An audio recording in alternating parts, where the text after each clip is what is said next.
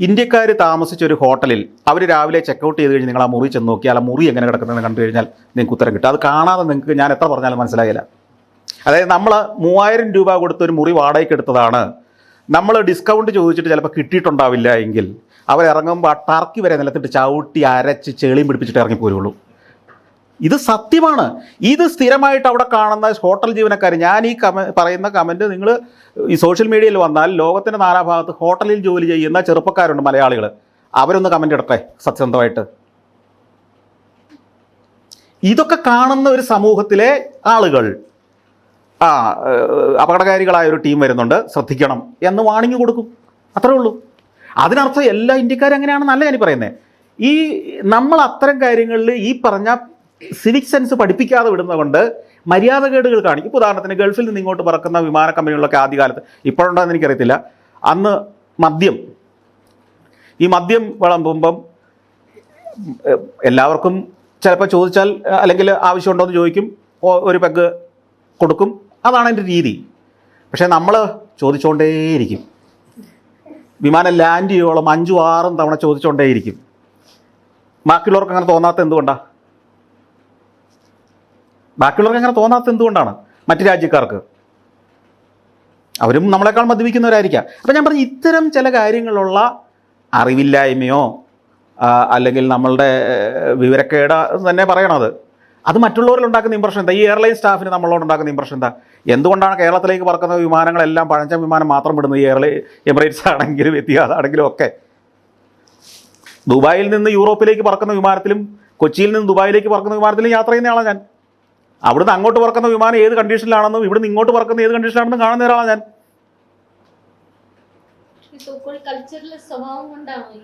ഇതൊക്കെ അവർ പറയേണ്ടതാണ്. പക്ഷേ ഇതൊക്കെ കാണുന്നുണ്ട് ഞാൻ, ഇതൊക്കെ ഞാൻ അനുഭവിച്ചുകൊണ്ടിരിക്കുകയാണ്. എല്ലാ മാസവും വിദേശയാത്ര നടത്തുന്ന ഒരാളാണ് ഞാൻ. ഇതെവിടെയും ഇത് ഞാൻ കാണുക. ഇത് ഞാനീ പറഞ്ഞത് ഇവിടെ കേൾക്കുന്ന ആളുകളല്ലാതെ ഈ രാജ്യങ്ങളിലുള്ള എന്നെ സമാനമായിട്ട് യാത്ര ചെയ്ത ഒരാളെങ്കിലും അത് തെറ്റാണെന്ന് പറയട്ടെ, ഞാനിതൊക്കെ പിൻവലിക്കാം. ഇൽട്രീറ്റ് എന്ന് പറഞ്ഞാൽ നമ്മളതിന് നിന്ന് കൊടുക്കാതിരിക്കുക എന്നുള്ളതാണ് ഒന്നാമത്തെ കാര്യം.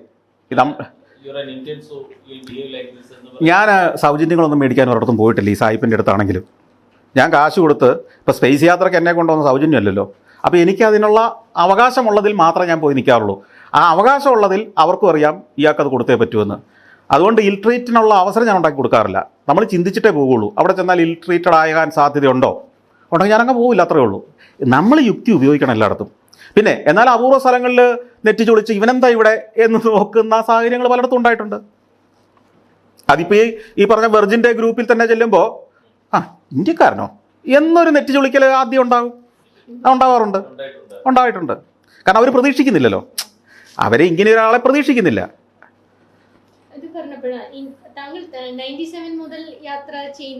അതെ, ഇന്ത്യ ഒരുപാട് മാറി. ഭയങ്കരമായി. എന്താണ് ഈ ഓവർ ദ പീരീഡ് എങ്ങനെയാണ് ഇന്ത്യയെ പറ്റിയുള്ള പെർസെപ്ഷൻ എങ്ങനെ മാറിയിട്ടുള്ളത്? അതായത് ഞാൻ സഞ്ചാരത്തിൻ്റെ ആദ്യകാലത്ത് പറഞ്ഞ കമൻറ്റുകളോ അല്ലെങ്കിൽ എൻ്റെ നിരീക്ഷണങ്ങൾക്കോ ഒന്നും ഇപ്പോൾ ഒരു പ്രസക്തി ഇല്ലാത്ത മട്ടിൽ പോലും മാറിയിട്ടുണ്ട്. പല കാര്യങ്ങളിലും ബെറ്റർ ഓഫ് കോഴ്സ്. നമ്മുടെ ഹൈവേകൾ, ഞാൻ 97 കാണുന്ന റോഡ് എന്ന് പറഞ്ഞാൽ ടാറ് നമ്മളെല്ലാം കൂടെ വഴിയിൽ നിന്ന് വറചട്ടിയിൽ ഉരുക്കിയെടുത്ത് ചുവന്നു കൊണ്ടുപോയി അല്ലേ നിരത്തിയിട്ട് റോഡ് റോളർ ഉരുട്ടുന്ന സാധനത്തിൽ നിന്നായിരുന്നല്ലോ 97 നമ്മൾ വർത്താനം പറയുന്നത്. അന്ന് ഞാൻ നേപ്പാളിൽ പോകുമ്പോൾ ഈ ഇന്നത്തെ BMBC ടാറിങ് നടക്കുന്നുണ്ട് അവിടെ. അപ്പോൾ ഞാൻ അത്ഭുതത്തോടെ പറഞ്ഞു, ഇത് കണ്ടില്ലേ യന്ത്രമാണ് ഇവിടെ ടാർ ചെയ്യുന്നത്, അതിൻ്റെ പെർഫെക്ഷൻ റോഡിനുണ്ട്, കുറുക്കമില്ല എന്നൊക്കെ പറഞ്ഞു. അത് ഇനിയിപ്പോൾ ഇവിടെ പറയേണ്ട കാര്യമില്ല, അതൊക്കെ ഇവിടെ ആയിക്കഴിഞ്ഞു. ഇവിടുത്തെ ഏത് പഞ്ചായത്ത് റോഡ് പോലും ഇപ്പോൾ അങ്ങനെയാണ് ചെയ്യുന്നത്. അപ്പോൾ അതുപോലെ തന്നെ നമ്മുടെ വിദ്യാഭ്യാസ സ്ഥാപനങ്ങളിലെ ടെക്നോളജി, അവിടെയുള്ള ഫെസിലിറ്റികൾ, ഇതെല്ലാം നമ്മൾ വികസിച്ച കാര്യങ്ങളെല്ലാം നമ്മൾ പറഞ്ഞുകൊണ്ട് നടക്കുന്നില്ലെന്നേ ഉള്ളൂ. തിരുത്തേണ്ട കാര്യങ്ങൾ മാത്രമേ ഞാൻ പറയുന്നുള്ളൂ എന്നേ ഉള്ളൂ. അതിനർത്ഥം നമ്മുടെ നാട് ഏറ്റവും പുറകിലൊന്നുമല്ല. എന്റെ ചോദ്യം ഇതായിരുന്നു, ഇന്ത്യയെ പറ്റിയുള്ള മറ്റുള്ളവരുടെ പെർസെപ്ഷൻ. ഇപ്പൊ 97 ഒരു ഇന്ത്യക്കാരനായിട്ട് താങ്കൾ വെസ്റ്റിൽ ചെല്ലുമ്പോൾ ഉള്ള അതേ രീതിയിലാണോ ഇപ്പൊ 2023 താങ്കൾ വെസ്റ്റിലോ സെയിം രാജ്യത്ത് ചെല്ലുമ്പോൾ ഇന്ത്യക്കാരെ പറ്റിയുള്ള അവരുടെ പെർസെപ്ഷനിൽ മാറ്റം വന്നിട്ടുണ്ടോ? തീർച്ചയായിട്ടും ഉണ്ട്. കാരണം എന്ന് വെച്ച് കഴിഞ്ഞാൽ ഇന്ത്യ മുമ്പോട്ട് തന്നെ പോവുകയാണെന്ന് എല്ലാവർക്കും അറിയാം. 2, ഇന്ത്യ വലിയൊരു സാമ്പത്തിക ശക്തിയാണെന്നറിയാം. ഇന്ത്യയെക്കുറിച്ചുള്ള ഇവരുടെയൊക്കെ ആക്ഷേപം ഇതേ ഉള്ളൂ, ഡിസിപ്ലിൻഡ് അല്ലാത്ത ജനങ്ങളാണ്. ജനങ്ങളൊട്ടും സോഫിസ്റ്റിക്കേറ്റഡ് അല്ല, സിസ്റ്റമാറ്റിക് അല്ല, പ്രൊഫഷണൽ അല്ല. ഇപ്പോൾ നമുക്ക് സോഷ്യൽ മീഡിയ തന്നെ അറിയാലോ, ഒരു ട്രാഫിക് ജംഗ്ഷൻ്റെ ആകാശത്തുള്ള ഫോട്ടോ കാണിച്ചിട്ട് ഇതാണ് ഇന്ത്യ, തലങ്ങും വിലങ്ങും ഓട്ടോറിക്ഷയും എല്ലാവരും അങ്ങനെ ഓടും. ഒരു നമ്മൾ ലൈറ്റൊന്നും നമുക്കൊരു വിഷയമല്ല, നമുക്ക് എതിലേ വേണമെങ്കിലും കയറ്റിക്കൊണ്ട് പോകാം എന്നൊക്കെയുള്ള ആ ഒരു സാധനമാണ് ഇന്ത്യയെക്കുറിച്ച് പുറത്തുള്ളത്. അതായത് ഡിസിപ്ലിൻഡ് അല്ല, സിസ്റ്റമാറ്റിക് അല്ല, പ്രൊഫഷണലിസം. എല്ലാം മാലിന്യയിലൂടെ ഇടും, എവിടെ വേണേലും മുറുക്കിത്തുപ്പും, എവിടെ വേണേലും മൂത്രമൊഴിക്കും, എവിടെ വേണേലും നാറ്റം ഉണ്ടാകാം. എന്നാൽ ഇന്ത്യ ആസ് എ മാർക്കറ്റ്, ഞാൻ അണ്ടർലൈൻ ചെയ്യുന്നു, ഇന്ത്യ ആസ് എ മാർക്കറ്റ്, ലോകത്തെ ഏറ്റവും വലിയ മാർക്കറ്റാണെന്ന് ഇവർക്കൊക്കെ അറിയാം. അതിൻ്റെ ബഹുമാനം, ഞാനൊരു കാര്യം ചോദിക്കട്ടെ, ഇന്ത്യൻ എക്സ്പ്രസ് ഏറ്റവും വിൽക്കുന്ന ഒരു സ്കൂളുണ്ടെന്നിരിക്കട്ടെ, അവരോട് നിങ്ങൾക്കൊരു ആദരവ് ഉണ്ടാവില്ലേ? അവിടുത്തെ പിള്ളേർക്ക് മുട്ടയെ കിട്ടുന്നെങ്കിലും നിങ്ങൾക്ക് ഏറ്റവും കൂടുതൽ പത്രം വയ്ക്കുന്ന ഒരു സ്കൂളിനോടൊരു സ്നേഹം ഉണ്ടാവുമല്ലോ. അല്ല, അതാണ് പ്രധാന സാധനം. ഇപ്പോൾ അമേരിക്കൻ പ്രസിഡന്റ് ഇന്ത്യൻ പ്രധാനമന്ത്രിയെ ആദരിക്കുന്നത് ഇന്ത്യയുടെ സാമ്പത്തിക ശക്തിയും സൈനിക ശക്തിയുമാണ്. അല്ലാതെ സാമ്പത്തിക ശക്തി, സൈനിക ശക്തി, ടെക്നോളജിയിൽ നമ്മൾ വളർത്തുന്ന കാര്യങ്ങൾ, ഇങ്ങനെയൊക്കെയുള്ള കാര്യങ്ങളാണ്. അതായത് ഇന്ത്യക്കാരോടുള്ള സ്നേഹമാണ് നമ്മളിത് കൂട്ടണ്ട, അതുകൊണ്ട് ഉണ്ടാകേണ്ട കാര്യമില്ലല്ലോ സ്വാഭാവികമായിട്ടും. അപ്പോൾ നമ്മൾ എത്ര കണ്ട് ടെക്നോളജിക്കലി, നമ്മൾ എത്ര കണ്ട് സൈനികപരമായി, നമ്മൾ എത്ര കണ്ട് സാമ്പത്തികമായി വളരുന്നു, നമ്മളുടെ മാർക്കറ്റ് എത്ര കപ്പാസിറ്റി ഉള്ളതായി വളരുന്നു, അതൊക്കെ ഇവർക്ക് ഇഷ്ടമാണ്. ഇപ്പോൾ അമേരിക്കൻ പ്രസിഡന്റും ഇന്ത്യൻ പ്രധാനമന്ത്രിയും ഉള്ള ചർച്ച എന്താണെന്ന് സാധാരണക്കാരൻ കേൾക്കുന്നില്ല. ഇവർ നയതന്ത്രം എന്ന് പറയുന്നതിൽ വലിയൊരു ശതമാനം അമേരിക്കക്കാരൻ ഇങ്ങോട്ട് ആവശ്യപ്പെടുന്നത് എന്തായിരിക്കും? കൂടുതലും ആപ്പിളിന് ഇത്ര മാർക്കറ്റ് തുറന്നു കൊടുക്കണം. അമേരിക്കൻ ഉൽപ്പന്നങ്ങളുടെ പ്രചാരകൻ അമേരിക്കൻ പ്രസിഡന്റ് തന്നെയായിരിക്കും എപ്പോഴും. അതാണ് ബുദ്ധി. അമേരിക്കൻ പ്രസിഡന്റ് ഇവിടെ വന്ന് വേറെ ഒന്നും ആവശ്യപ്പെടില്ല, ഒറ്റ കാര്യം ഇന്ത്യൻ പ്രസിഡന്റ് ആവശ്യപ്പെടുള്ളൂ, പറ്റുന്നത്ര അമേരിക്കൻ കമ്പനികളുടെ ഉൽപ്പന്നങ്ങൾ ഇന്ത്യൻ മാർക്കറ്റിലേക്ക് തരണം, പകരം നിങ്ങൾ ചോദിക്കുന്നത് ഞങ്ങൾ തരാം. സൈനികമായ സപ്പോർട്ട്, അല്ലെങ്കിൽ നിങ്ങളുടെ UN നിങ്ങളെ കൈയടിക്കുന്ന കാര്യങ്ങൾ, ഇതൊക്കെ. American president പ്രാക്ടിക്കലാണ്. അമേരിക്ക എന്ന രാഷ്ട്രം നിൽക്കുന്നത് എന്തിൻ്റെ പേരിലാണ്? അമേരിക്ക എന്ന രാഷ്ട്രം ഉൽപ്പാദിപ്പിക്കുന്ന, ആ ഗവൺമെൻറ് ഉൽപ്പാദിപ്പിക്കുന്ന പ്രോഡക്റ്റിൻ്റെ പേരിലല്ല. അമേരിക്കയിലെ കമ്പനികൾ ഉൽപ്പാദിപ്പിക്കുന്ന ഉൽപ്പന്നങ്ങളുടെയും സേവനങ്ങളുടെയും വരുമാനമാണ് അമേരിക്കയുടെ ശക്തി. ആപ്പിൾ ഒരു ഫോൺ ഇന്ത്യ വിൽക്കുമ്പോൾ നമ്മൾ അമേരിക്കയെ എതിർക്കുന്ന ഏറ്റവും അധികം വാചാലമായി കവലയിൽ പ്രസംഗിക്കുന്നയാളും ഐഫോൺ ഒരെണ്ണം മേടിക്കുമ്പോൾ അതിൽ 1.25 ലക്ഷം രൂപയുടെ ഒരു 25 ലക്ഷം രൂപയെ അമേരിക്കൻ സർക്കാരിന് കൊടുക്കുക. ഇതറിയാതെയാണ് ഇവിടെ നിന്ന് പ്രസംഗിക്കുന്നത്. നമ്മളൊരു ഇൻ്റൽ പെൻറ്റിയം അല്ലെങ്കിൽ ഒരു പ്രോസസ്സർ ഉള്ള ഒരു കമ്പ്യൂട്ടർ മേടിക്കുമ്പോൾ അമേരിക്കയെ എതിർക്കുന്നയാൾ കമ്പ്യൂട്ടർ മേടിച്ചുകൊണ്ട് അമേരിക്കയ്ക്ക് സംഭാവന ചെയ്യുകയാണ് പൈസ. അപ്പോൾ അമേരിക്കൻ ഉൽപ്പന്നങ്ങൾ, അമേരിക്ക പേറ്റൻ്റ് എടുത്തതാണ് എയർ കണ്ടീഷണർ മുതൽ ഓട്ടോമൊബൈൽ മുതലുള്ള ബഹുഭൂരിപക്ഷം മേഖലകളും. അതിൽ ഏതൊരു പ്രോഡക്റ്റ് പുറത്തിറങ്ങുമ്പോഴും ആ പേറ്റൻറ്റിൻ്റെ ബലത്തിൽ 100 കൊല്ലോ 120 കൊല്ലോ മുമ്പ് എഡിസൺ എടുത്ത പേറ്റൻ്റ് ആയിരിക്കാം, അല്ലെങ്കിൽ മറ്റേതെങ്കിലും ശാസ്ത്രജ്ഞൻ എടുത്ത പേറ്റൻ്റ് ആയിരിക്കാം. ഈ പേറ്റൻ്റെ പേരിൽ ഇപ്പോഴും നമ്മൾ കാശ് കൊടുക്കുന്നുണ്ട്.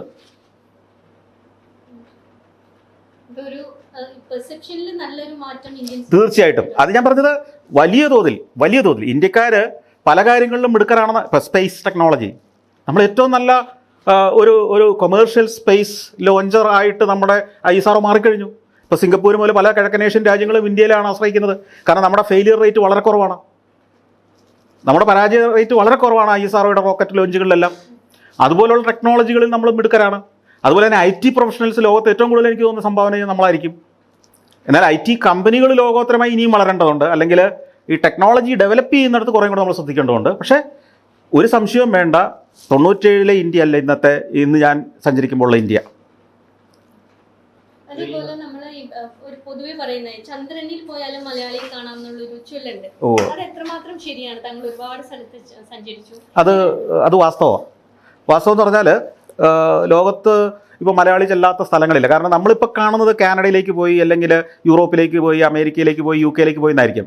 പക്ഷേ അവിടെ നിന്ന് ഇവർക്ക് ഒത്തിരി ഓപ്പർച്യൂണിറ്റീസ് ഉണ്ടാകുന്നുണ്ട്.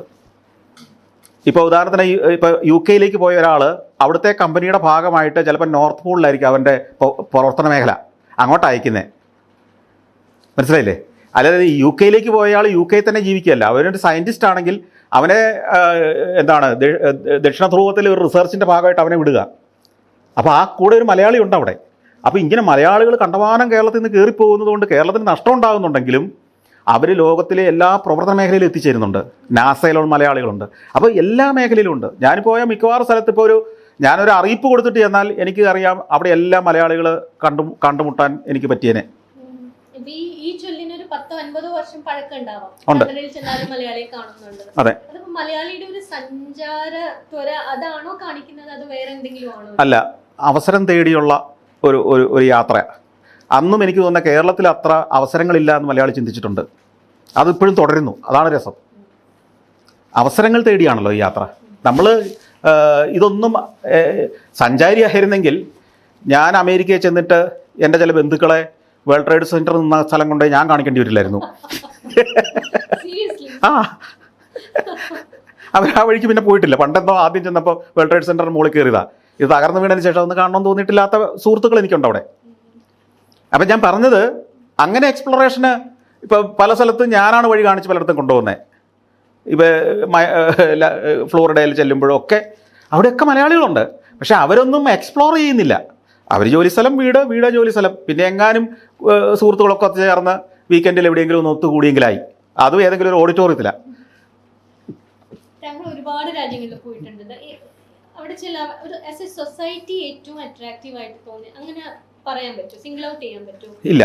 അതിൻ്റെ കാര്യം എന്ന് വെച്ച് കഴിഞ്ഞാൽ, നമുക്കൊരു പൊതുസമൂഹത്തിൽ ഇപ്പോൾ ഒരു സിറ്റിയിലേക്ക് ചെന്നിറങ്ങുമ്പോൾ നമ്മളിപ്പോൾ ഒരു നാട്ടിലേക്ക് ചെന്നിറങ്ങുമ്പോൾ, ഇപ്പം നിങ്ങളൊരു വീട്ടിലേക്ക് ചെല്ലുകയാണെന്നിരിക്കട്ടെ, ചില വീട്ടിലേക്ക് കയറി ചെല്ലുന്ന നമ്മൾ 1 മണിക്കൂർ അവിടെ സ്പെൻഡ് ചെയ്യുന്നുണ്ടാവുള്ളൂ. തിരിച്ചിറങ്ങുമ്പോൾ നമ്മൾ ആ വീടിൻ്റെ ഇൻ ആൻഡ് ഔട്ട്സോ, ആ ഭാര്യയും ഭർത്താവും തമ്മിലുള്ള ബന്ധമോ, കുട്ടികൾ ഇവരുമായിട്ടുള്ള ബന്ധമോ, ഇതൊന്നും നമ്മൾ അന്വേഷിക്കാനോ ചോദിക്കാനോ പോകുന്നില്ലെങ്കിലും ആ വീട്ടിൻ്റെ ലേ ഔട്ട്, അതിൻ്റെ മെയിൻറ്റെയിൻ ചെയ്യുന്ന രീതി, അവർ നമ്മളോട് ബിഹേവ് ചെയ്യുന്ന രീതി, അവർ തമ്മിൽ സംസാരിക്കുന്ന രീതി, അവിടെ ഭക്ഷണം എടുക്കുന്ന രീതി, വിളമ്പുന്ന രീതി, നമ്മളെ കഴിപ്പിക്കുന്ന, ഇതെല്ലാം കഴിഞ്ഞ് തിരിച്ചിറങ്ങുമ്പോൾ നമ്മളിലൊരു വിലയിരുത്തലുണ്ടാവില്ലേ? കൊള്ളാം, അത് നന്നായിട്ട് പോകുന്നു. ഈ വിലയിരുത്തലേ എനിക്കുള്ളൂ ആദ്യത്തെ ഘട്ടത്തിൽ. പിന്നീടാണ് ഞാൻ അതിനെക്കുറിച്ച് പഠിക്കുന്നത്. സ്ക്രിപ്റ്റ് പ്രിപ്പയർ ചെയ്യാൻ വേണ്ടിയിട്ടും അല്ലാതെ ഞാൻ പിന്നെ പഠിക്കുകയാണ് എങ്ങനെ ഇങ്ങനെ ഉണ്ടായി. അപ്പോഴാണ് ഇവർ ഏതോ വർഷങ്ങളിൽ ആരംഭിച്ച എഡ്യൂക്കേഷൻ സിസ്റ്റമോ അല്ലെങ്കിൽ പുതിയ ഭരണ പരിഷ്കാരങ്ങളോ കൊണ്ടാണ് ഇതിലേക്കൊക്കെ എത്തിയത് നമ്മൾ അറിയുന്നത്. ഇത് തന്നെയാണ്. അല്ലാതെ ഇപ്പം ഞാൻ അവിടെ എല്ലാം ശരിയാണെന്നൊന്നും അല്ല ഇതിൻ്റെ ഒന്നും അർത്ഥം. അങ്ങനെ ആകാനും പറ്റില്ലല്ലോ. എന്നാൽ മജോറിറ്റി ഇങ്ങനെയാണ് എന്നുള്ളത് കൊണ്ടാണ് അവിടെ നമുക്കത് ഫീൽ ചെയ്യുന്നത്. ഇപ്പോൾ ഒരു സിറ്റി കാണുമ്പോൾ തന്നെ നമുക്കറിയാം, ഒരു വീട് കാണുന്ന പറഞ്ഞ പോലെ തന്നെ ഒരു സിറ്റി കാണുമ്പോൾ അടുക്കും ചിട്ടയും ഉണ്ട് എന്നിരിക്കെ, ഇപ്പോൾ റോഡിൽ കൂടെ വണ്ടി ഓടിച്ചു പോകുന്ന ആളുകൾ 6 വരിയുള്ളൊരു പാതയാണെന്നിരിക്കട്ടെ, 3 വരി ഒരു വശത്തേക്കും 3 വരി മറ്റേ സൈഡിൽ കൂടെയും. നിങ്ങൾ പോകുമ്പോൾ ഇതിൻ്റെ ഔട്ടർ ലൈനിൽ കൂടെ മാത്രമേ ട്രക്കുകളും ബസ്സുകളും ഓടുന്നുള്ളൂ എന്നിരിക്കട്ടെ, എന്ത് പ്രകോപനം ഉണ്ടായാലും അവരിങ്ങ് അകത്തേക്ക് കയറുന്നില്ല. ഓവർടേക്ക് ചെയ്യേണ്ടവൻ മാത്രമാണ് സെൻറ്ററിലെ ഈ ഏറ്റവും നടുക്കത്തെ ലൈനിൽ കൂടെ പോകുന്നത്. അവൻ ഓവർടേക്ക് ചെയ്ത് കഴിഞ്ഞാൽ ഉടനെ ഇങ്ങോട്ട് മാറുന്നു. ഓവർടേക്ക് ചെയ്യേണ്ടവൻ മാത്രം അതിലേക്ക് കയറുന്നു. ഇങ്ങനെയാണ് ഒരു ഹൈവേ കൂടെ പോകുമ്പം നിങ്ങൾ ദിവസങ്ങളോളം യാത്ര ചെയ്യുമ്പോൾ എല്ലാവരും ഇങ്ങനെയാണെങ്കിൽ ആ സമൂഹത്തെക്കുറിച്ച് നിങ്ങൾക്ക് എന്ത് തോന്നും? അത് കഴിഞ്ഞ് നമ്മളിവിടുന്ന് അങ്കമാലിയിൽ നിന്ന് തൃശ്ശൂർ വരെ ഈ 3 വരിയോ 4 വരിയോ ഉള്ള പാതയിൽ കൂടെ പോകുമ്പോൾ നമ്മുടെ നാട്ടിലെ ഡ്രൈവർമാർ, ഡ്രൈവിംഗ് സിസ്റ്റത്തെക്കുറിച്ച് നമുക്കെന്ത് തോന്നും? ഇങ്ങനെ ഒരാൾക്ക് തോന്നിയാൽ അഭിപ്രായം പറഞ്ഞുകൂടെ? അതാണ് ഞാൻ പറഞ്ഞത്. ഞാനിപ്പോൾ കഴിഞ്ഞ ഏറ്റവും അവസാനം മൊറോക്കോയിൽ പോയി. ഞാൻ കഴിഞ്ഞ 2-3 എപ്പിസോഡിൽ കാണിച്ചിരിക്കുന്നത് അത് തന്നെയാണ്. ഒരു വശത്തേക്ക് 3 വരിയുള്ള പാതയിൽ എങ്ങനെയാണ് വാഹനങ്ങൾ ഓടുന്നത്. ഒരു ട്രക്കും ആ ലൈൻ വിട്ട് ഇങ്ങോട്ട് കയറില്ല. അവന് പോയിട്ട് അത്യാവശ്യം കാണും. പക്ഷേ അവനറിയാം ഈ ട്രാക്കാണ് എൻ്റേത്. എന്തുകൊണ്ടായിരിക്കും നമുക്ക് ഈ ട്രാഫിക് റൂൾസ് ഒക്കെ ഇങ്ങനെ ഫോളോ ചെയ്യാൻ ഇത്ര മടി? എന്തുകൊണ്ടായിരിക്കും? ഒരു ട്രാഫിക് റൂൾ ഇമ്പോസ് ചെയ്താൽ അതിനോട് ഭീകരമായ റെസിസ്റ്റൻസ് ആണ്. അതെ. സ്വന്തം തല പ്രൊട്ടക്ട് ചെയ്യാൻ ഹെൽമെറ്റ് വെക്കാൻ പറഞ്ഞാൽ അതിനോട് റെസിസ്റ്റൻസ് ആണ്. എന്തുകൊണ്ടാണ് ഈ ഒരു റെസിസ്റ്റൻസ് ഇത്രയ്ക്ക് വരുന്നത്? എനിക്കറിയില്ല.